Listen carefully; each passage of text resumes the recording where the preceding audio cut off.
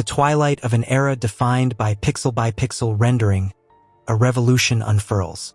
Here, in this neon-lit expanse, traditional rendering gives way to generative techniques, where every light, every shadow, and every subtle detail of our digital worlds is born the moment you behold them. We always dreamed of infinite worlds, of games that never ended, stories that wrote themselves around us.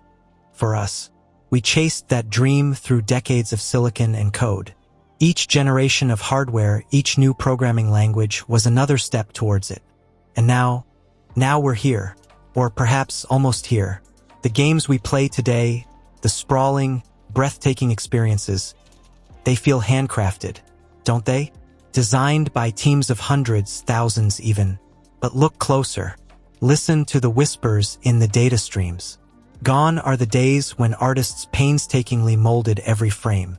Today, a harmonious collaboration between human insight and algorithmic ingenuity creates environments that evolve in real time.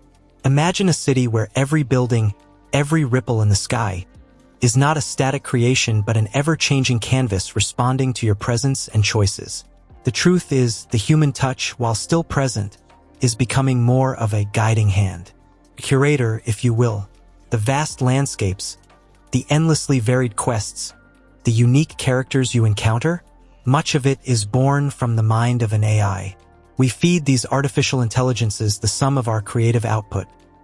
Every book, every film, every game ever made. We teach them art styles, narrative structures, the very essence of what makes a game feel right. And they learn. Oh, how they learn.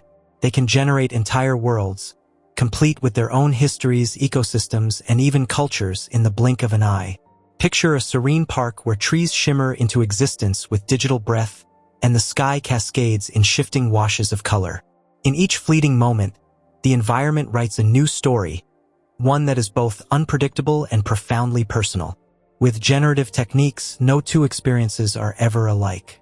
Instead, every playthrough of a game becomes an imaginative journey uniquely tailored to you. Here, every decision you make etches a verse into a grand symphony, where art reacts and adapts in real time. The digital realm is no longer a fixed masterpiece but an evolving narrative, an ever-changing interplay of code and creativity that defies the static art of old. Traditional rendering does not fade into obscurity. It transforms, embracing a future where technology becomes the brush and your choices, the palette. In this dawn of digital artistry, the promise is clear. Our games are morphing into interactive canvases, where every generated moment pulses with the energy of discovery. The future is not pre-drawn. It is continuously imagined, unfolding with each heartbeat and every decision you make. But this didn't happen overnight. Like any great tree, it grew from a tiny seed.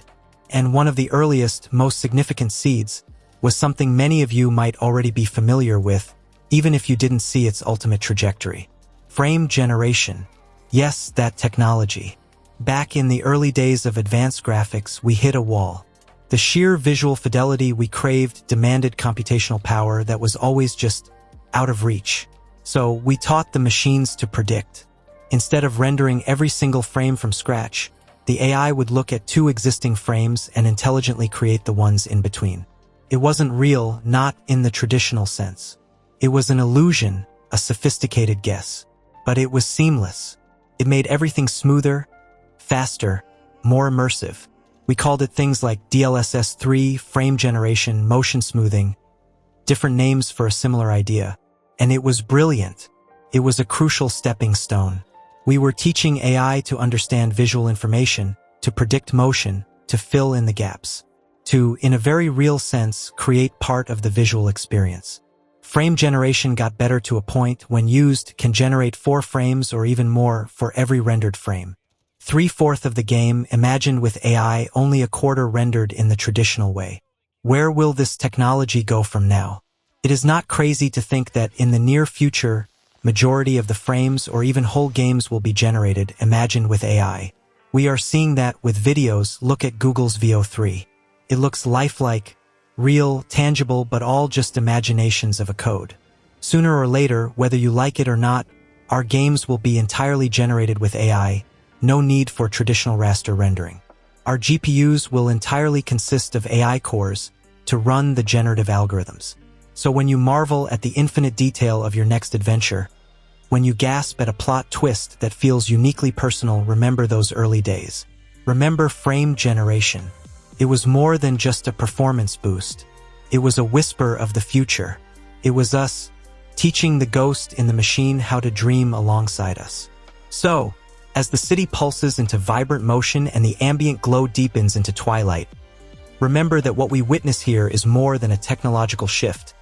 It is the birth of a new, dynamic legacy, where art is in a constant state of reinvention, ready to reflect the infinite shades of human wonder.